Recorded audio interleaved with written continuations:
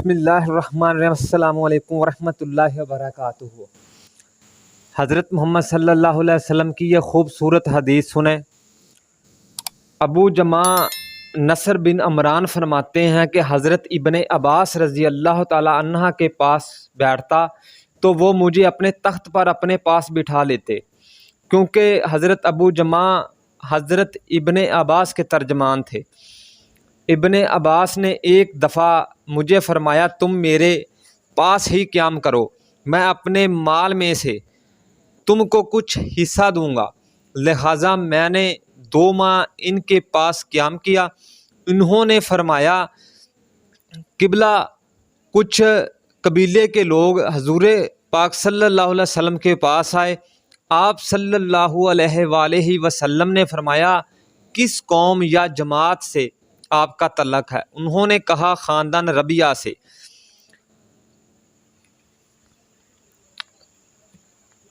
حضرت محمد صلی اللہ علیہ وآلہ وسلم نے ان لوگوں کو خوش آمدید کہا، یعنی یہ لوگ دل کی خوشی سے بغیر جنگ کے مسلمان ہوئے، جو ذلت و رسوائی کی موجب ہے، اور یہ لوگ کبھی شرمندہ نہیں ہوں گے۔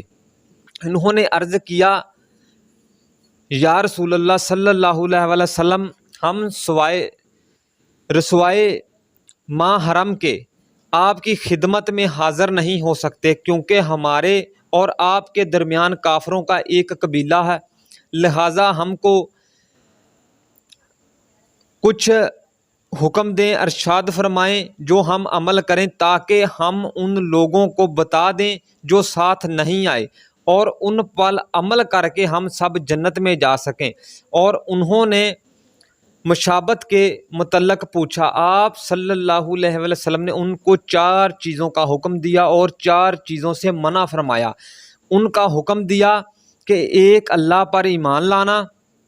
ایمان لانے کا آپ نے فرمایا، کیا جانتے ہو کہ ایک اللہ پر ایمان لانا کیا ہے؟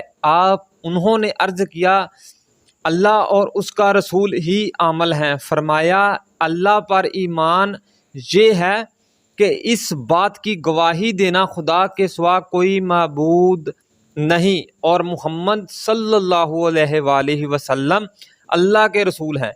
نماز قائم کرنے کا، زکوٰۃ دینے کا، رمضان کے روزے رکھنے کا، اور مال و غنیمت سے 5واں حصہ غریبوں کے لیے نکالنے کا، اور 4 چیزوں سے منع فرمایا۔ سبز رنگ کی تھیلیاں جس میں شراب بنایا جاتا تھا، خشک کدو جس کے اندرون سے خالی کر کے مثال برتن بناتے اور اس میں شراب تیار کرتے، کھجور کے درخت کی جڑیں کھود کر اس میں شراب بناتے ہیں، اور اس کی شراب تباہ تیز ہوتی ہے۔ وہ برتن جس پر زفت ملا ہو اور ایک تال کون جیسی شکل ہے، جیسے کشتی پر مبتلا ہے۔ آپ نے فرمایا، ان چیزوں کو اچھی طرح یاد کر لو اور دوسروں کو بتاؤ، انشاءاللہ جنت میں چلے جاؤ گے۔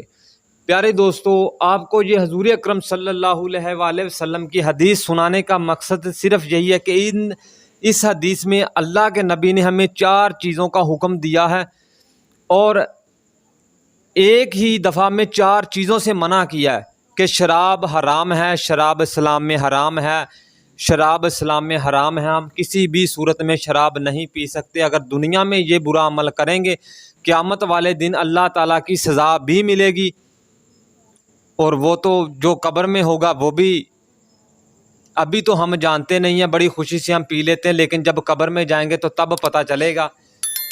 4 چیزوں کا ہمیں حکم دیا گیا ہے کہ ہم نماز وقت پر پڑھیں، زکوٰۃ دیں، ماہ رمضان کے روزے رکھیں، اور جو اللہ تعالیٰ نے ہمیں مال دیا اس میں غریبوں کا حصہ نکالنے کا۔